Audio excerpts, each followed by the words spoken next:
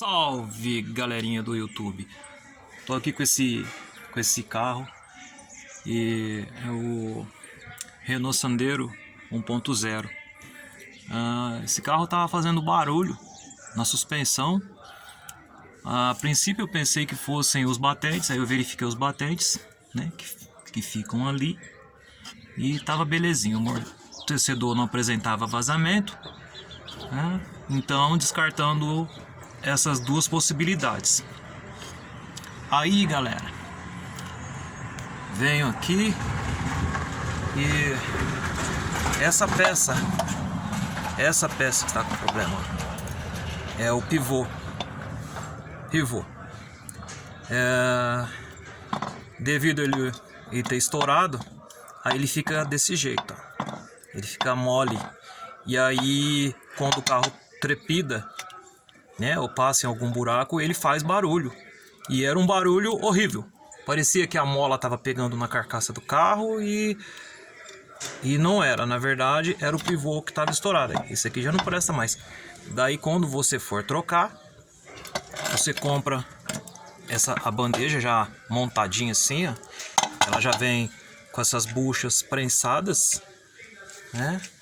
E enfim, aqui para você desmontar, né?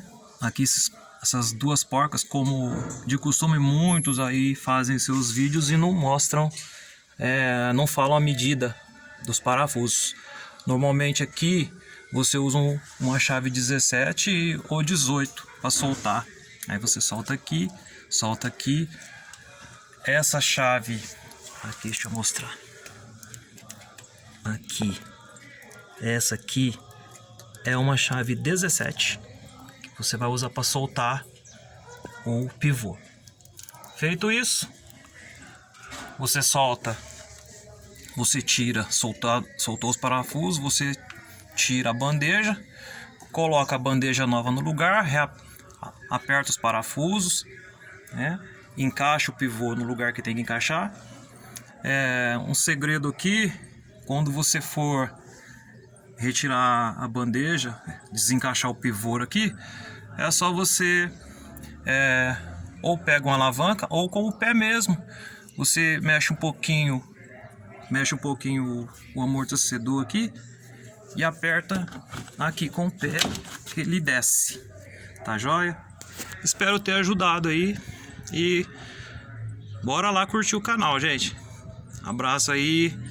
Lembrando assim que, como eu sempre falo, eu não sou mecânico, é apenas Deus que dá sabedoria e eu faço essas coisas. E espero poder ajudar outras pessoas, porque estamos em meio a uma pandemia e o dinheiro está muito escasso. Abraço a todos.